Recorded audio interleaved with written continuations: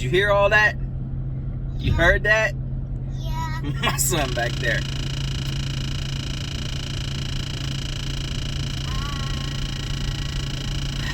I don't know, y'all.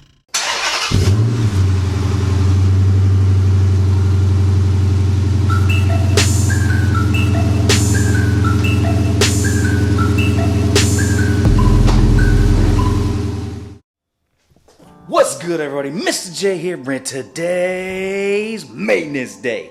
Today is a much needed maintenance day. For those of you who have been following the channel, you guys know Gotham Hemi has that tick.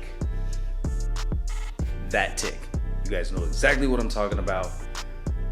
Oh my gosh, this tick has got to be the most enduring thing I've ever had to deal with when inside of a vehicle.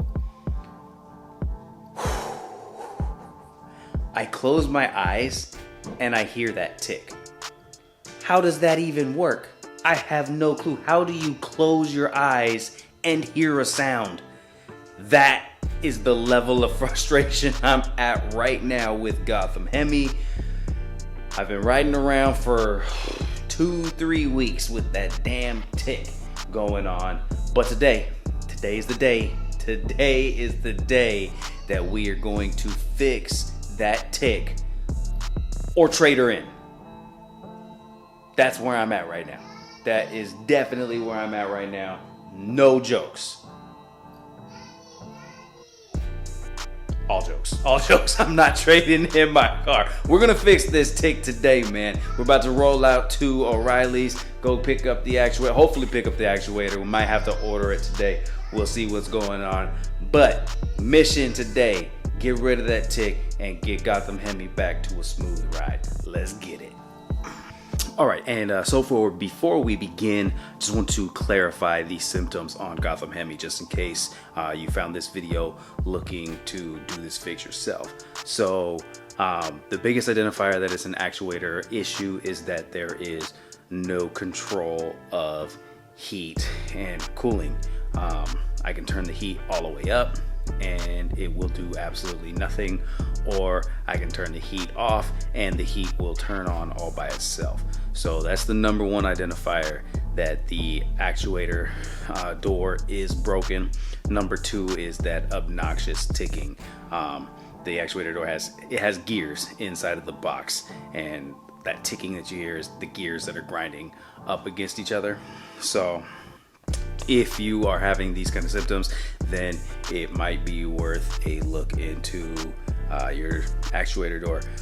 Chrysler 300s have two of them. They have one on the passenger side and one on the driver's side as well. So other cars might only have one. That's what I hear. I can't verify that. I can only verify the 300. But you might have one, you might have two if you're a 300. And for 300s, it is a known issue. So this is something that I guess is notorious across, all of the, Chrysler line. Basically, it happens in Dodges as well. So just wanted to get that bit back to the video.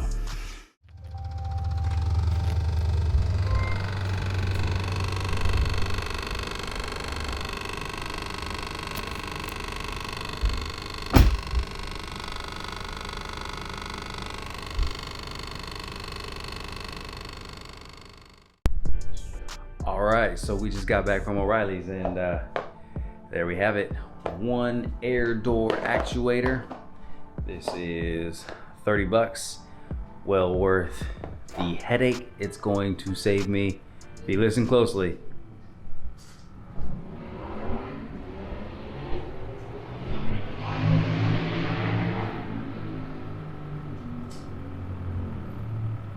It's going off right now. Car's been off for about 10 minutes. But show you how to remove the dash to get to this. Not gonna have to remove the whole dash, fortunately. All that we're gonna have to do is go in through the glove box. So it's gonna require to remove one side panel, the glove box, and a little bit of the dash behind. So let's go ahead and get this installed. All right, so to get this done, we're going to have to remove part of the dashboard. So this piece right here comes off all by itself. We got a pry tool here, and basically we'll just run the pry tool along the edge right there until it pops off. It's held with metal clips. So I'm gonna set the camera down and we'll get this popped off.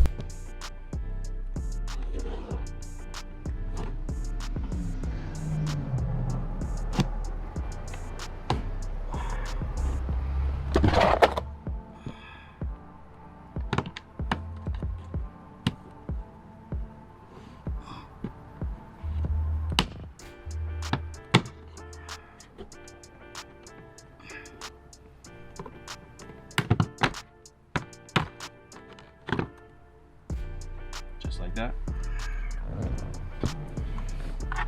As you can see, it has 1, 2, 3, 4, 5 clips, 6 clips. This one actually doesn't snap in. This was just a placeholder, but you just got to run the pry tool around the perimeter until all of those pop off.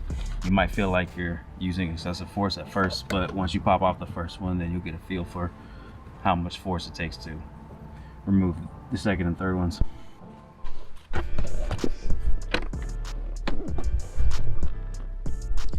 Alright, so the next thing to do to remove the glove box is you've got this wire right here. As you can see, the hole right there, and you just pull it down and push it back.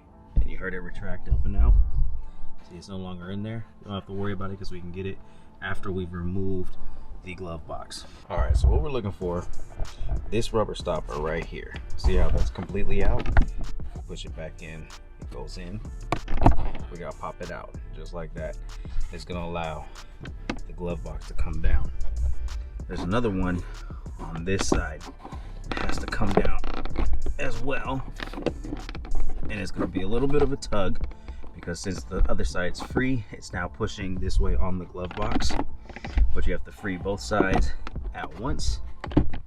Once you do that, the glove box will drop down just like that, and from here you can pull straight towards you to drop the glove box. Whoa, forgot about this wire right here is my interior RGB lights, so unless you have those to worry about, there's nothing for you to worry about. Just free them up just like that. All right, and to finish freeing the glove box, we're gonna have to remove screws from here, here, here, here, here, here, here, and then there's one more right there. We're also gonna have to undo those screws as well. Once we undo those, this whole fascia will be able to pull out towards us. All right, and then to be fully free, for the glove box to come fully free, there is 2 tabs here on the bottom that you're going to want to free just by simply pulling straight down. And I think there's going to be a third one right here. Yep, I feel one more right there. If you need to, grab your pry tool and then just pry it loose. There we go. Now that this is free, the glove box is completely free to come out.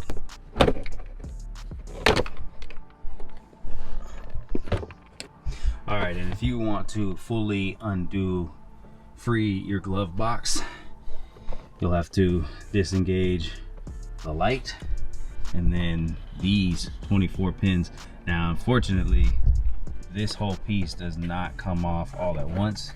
You'd have to undo each and every single one of those. So I am not going to be undoing all of those because I do not want to have the hassle of remembering where each and every single one goes.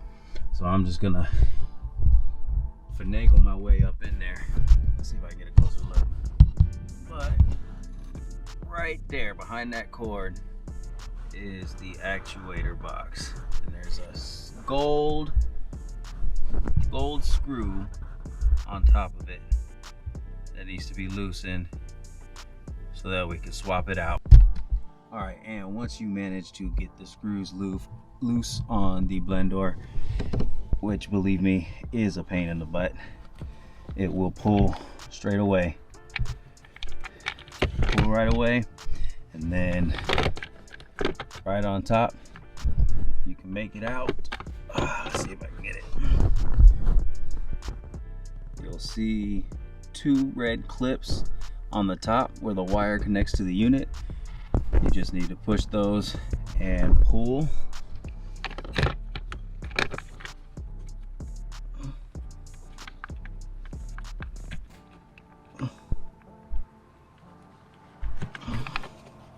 All right, so you also managed to get it off.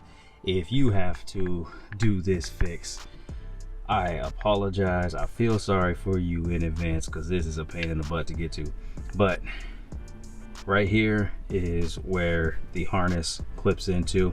It has two red levers. You pull those up, and then you have to insert a flat tool in there to depress the switch, and then you can pull the unit down. Right in there, you can see where it's dangling, and then there's a hole in the sidewall. You can make out that hole in the sidewall. That is where this plugs in. So with the new one, we're just gonna line it up and plug it back in. All right, so the blend door is back in the car. The new blend door. Oh gosh, if I put the old one back in there after all of that, I'd have to call it a night. I'd have to quit.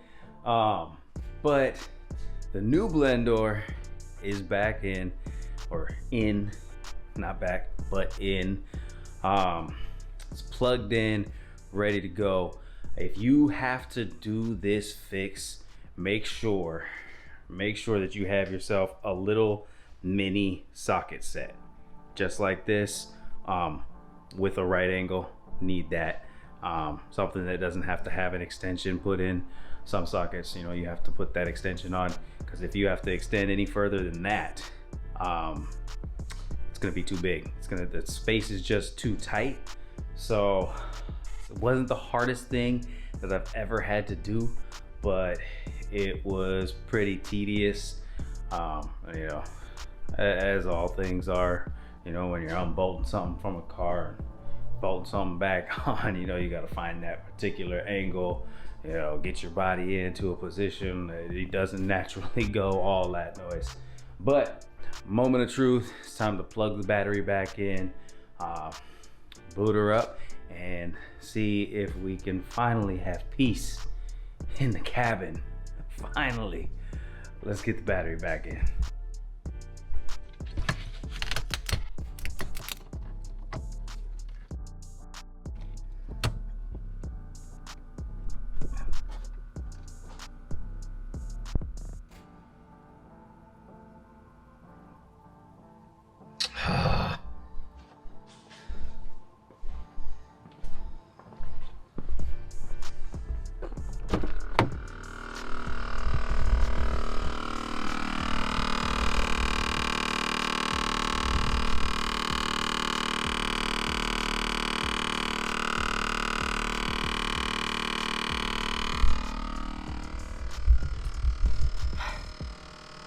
As you can hear, no go.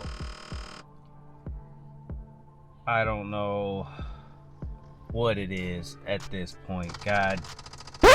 All right, everybody. So before I let loose on that rant, quick update. This has been, a couple weeks later, but a few days into driving, the ticking did subside. So, right away, I was very disappointed with the results, but I did get cold and hot air back immediately, right afterwards. But it did take, I think 1 to 2 drives, about 2 drives for that ticking to completely subside. So been driving it for, near a month now with no more ticking. So we did it, eliminated the ticking as promised. Thank God. It's been a relief to not have to drive with that nonsense going on. Damn it. But as you can hear, it's still going.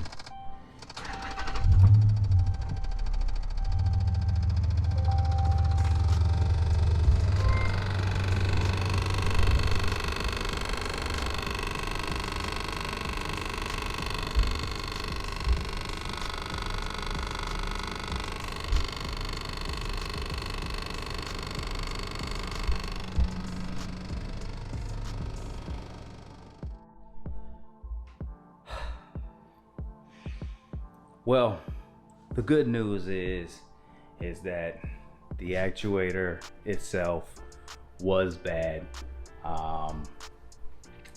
And I know because I have cold air and hot air again. So there's a distinct difference now. I actually have control over the temperature in my car, which is going to be good. But the ticking is still there. So yeah, that's gonna about wrap it up for this video. Unfortunately, we're gonna have to go back to the drawing board and really dig around to find out what's wrong with Gotham Hemi. Thought we had it, but unfortunately not. So thanks for watching. Stay tuned, hit that subscribe button, hit that like button, share this video, get this out there to anybody who needs to replace their blend door actuator, anybody who has hot and cold problems, particularly on their 300. If you found this useful at all, hit that like button, hit that share button, and subscribe to the channel, man. We're gonna keep on doing big things on Gotham Hemi. We're gonna figure out what that ticking is. I promise you. And it's gonna be fixed. So once again, thanks for tuning in. I'm Mr. J. Peace.